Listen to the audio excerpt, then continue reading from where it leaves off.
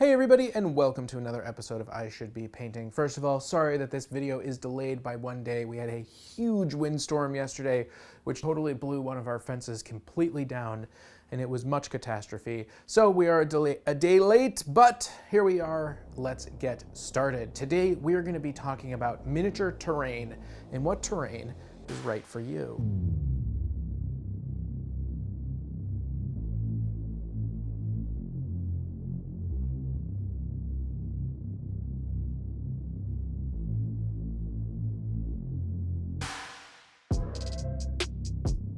Remember to like and subscribe, hit that bell button so you never miss an update, and once we reach 8,000 subscribers, we will be giving away the Indominus box, plus the Space Marine Codex and the Necron Codex. So go ahead and give us a subscribe, not just because you like us, but also because you want free stuff. Terrain, there's a lot of it, and there's a lot of different games, and there's a lot of different terrain types. And today, I'm gonna be going over lots of different terrain types and giving you my opinion on them. Picking the right terrain has become a lot more complicated, or at least it feels like it's become a lot more complicated because there are so many more options. We now have not only pre-boxed terrain from companies like Games Workshop, we have laser cut terrain from things like TT Combat, we have cardboard terrain, we have pop-up terrain, we have all sorts of different terrain that we can use, and the question is, what is right for you? Let's first take a look at the broad categories of terrain. We have custom home-built terrain, which can look like this. We have professionally made terrainscapes coming from artisans who can charge anywhere from hundreds to thousands of dollars, which can look like this.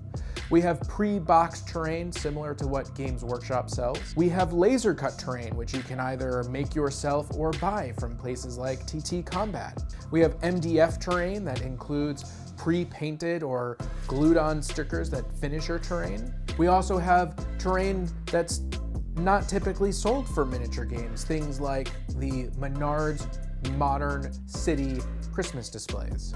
We also have mind-blowing new terrain coming out on Kickstarter, I feel like every week, like this pop-up terrain. And then of course we have people coming up with ingenious ideas like magnetized terrain so that you can play your game on the wall.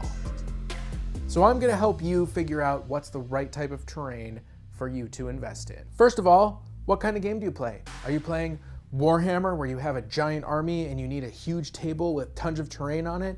Or are you playing a smaller game like Marvel Crisis Protocol or Arena Rex, Warcry, where you're using fewer models on a smaller table, Blood Bowl, for example?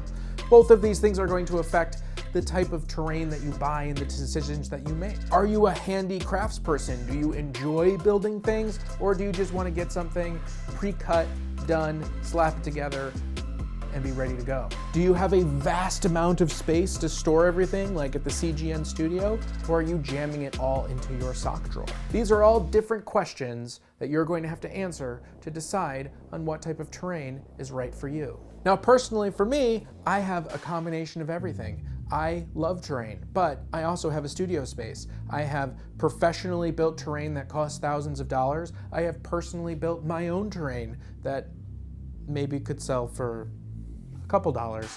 I have cardboard terrain, I have MDF terrain, I have laser cut terrain. I recently backed a Kickstarter project of pop-up terrain. It's like a pop-up book, but it just pops up, which I think is super cool and Josh thinks is super dumb. But that doesn't matter because that is what I'm doing. What do you do? What do you need your terrain for? I think figuring this out comes down to making a couple decisions for yourself. One, how much space do you have? If you are limited on space, then you should try and make sure that you have the type of terrain that is going to take most advantage of the least amount of space. So yeah, you might really want a custom 4x6 table that's a solid piece of cast plaster on top of styrofoam that looks like realistic World War II trenches, but in reality, you have nowhere to put it. So that may be what you want, but it's not what you should buy. So I think your number one largest factor in determining what type of terrain you should invest in is going to be space. How much space do you have? Can you fold your terrain up? Can you take your terrain apart? Can you put it into boxes or tubs and tuck it nicely away? Or is it something giant and large that you're gonna have to have dedicated storage for? The second most important thing about the terrain is whether or not you want to make your own terrain or you want to buy pre-finished terrain. Now, as the years go on, I do both. I love making terrain though. Like, I really, really enjoy it. However, the majority of terrain that I own, like those trees that you can see behind me, I have been buying more and more kits that are closer to done or easy to assemble or are ready to go. Because for me, like, it takes enough time to build my miniatures and paint my miniatures, and adding the terrain on top of that is just not a leap that I want to do where all my terrain is custom. So I have been purchasing mostly finished terrain. And honestly, for a couple $100 and some eBay searching, you can get some fantastic styrofoam terrain that's painted and grassed and spray painted, and it looks amazing. Only spending a couple $100 that will all fit nicely into a tub that you can put on your shelf, and you can have an ice zone, or you can have a green grass zone or a lava zone, and you could just go that route. And honestly, that's probably the route that I recommend the most going to. Alternatively though, you can also go the laser cut route. And laser cut terrain is a fantastic in-between state, because laser cut terrain comes, it's very easy to assemble, it's much easier assembling than many model kits, and it's actually fairly easy to paint too. You can spray paint it and do just a little bit of, hand painting and some brush work and making a ruined building look ruined.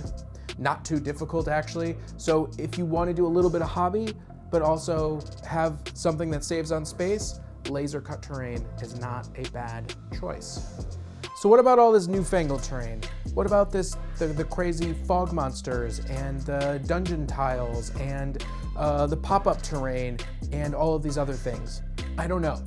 Like, if you're playing Dungeons and Dragons, dungeon tiles are great. They're a lot of fun, unless you buy the ones that have to be painted, in which case it's a nightmare. They're also terribly heavy and they take a huge amount of space to store. I have them, I know, it's in that table right there. Hundreds of them, thousands of them that I've never used because I was like, I can paint them myself. And who wants to paint 5,000 dungeon tiles?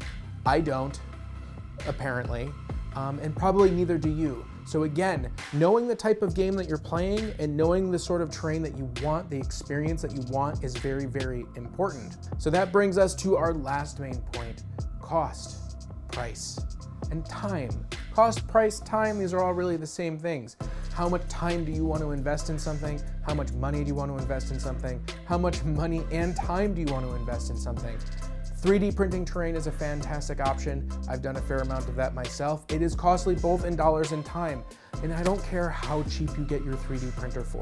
I really don't. I understand you can buy a $5,000 3D printer, you could buy a $300 3D printer. The bottom line is that you are going to spend a lot of money on bad prints, on wire, on repairs, and you're gonna spend a lot of time. It is not as easy, it's not as plug and play, just like boop, bloop, oh, look at all this fantastic terrain. And let me tell you, while print quality is getting better and better, there is still a huge amount of work that goes into cleaning up that terrain. So if you had an unlimited budget, I still wouldn't recommend necessarily just buying the most expensive pre-made custom terrain that you can get, because you still have to store it. So in order to figure out what type of terrain you need, these are the factors that you have to take into consideration. What is the game that you're playing, and how much space do you have to store it? Do you want to make your own terrain, or do you want to purchase terrain, or do you want to be somewhere in between? Do you want to have crazy cutting edge foldable stuff that you can literally just fit in a bookshelf, or do you want to have things that you can put in a plastic tub? Making the right decision on terrain for you is obviously different than it is for me. My decision is just to buy a little bit of everything, and I assume a lot of people are like that. But if you are new to the hobby, returning to the hobby, or just looking to expand what you've been doing with your hobby, there are a lot of new cool terrain systems that are available that might be right for you.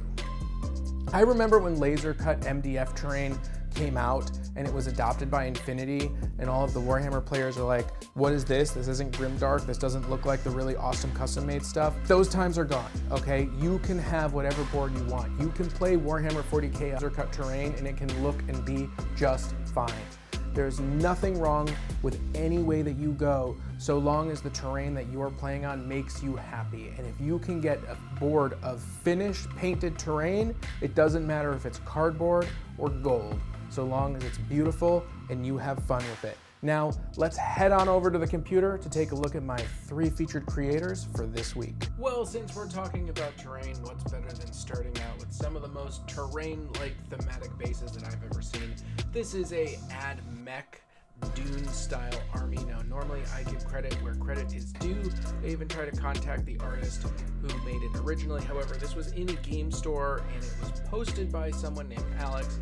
I've reached out to Alex to get the name of the person who has actually created it.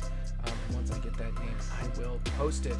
But boy, I mean, best of both worlds. Fantastic models and fantastic terrain. So there's a lot of people who are less than happy with the Space Marine ATVs. I like them. I think they're kind of cool, like in a Mario Kart kind of way, which doesn't, it's not bad. That's not bad. But I was shown this post and I think it's really, really funny. It is posted by a user on Imager, and hopefully the caption is correct. I believe that's pronounced Caphminipainting, but yeah, it's pretty cool. Like, definitely made the ATV a bit more badass. For me, it feels more orky than it does Space Marine. It feels a little bit more Junkyard Wars than interplanetary domination, but hey, it definitely looks cooler than the normal ATV.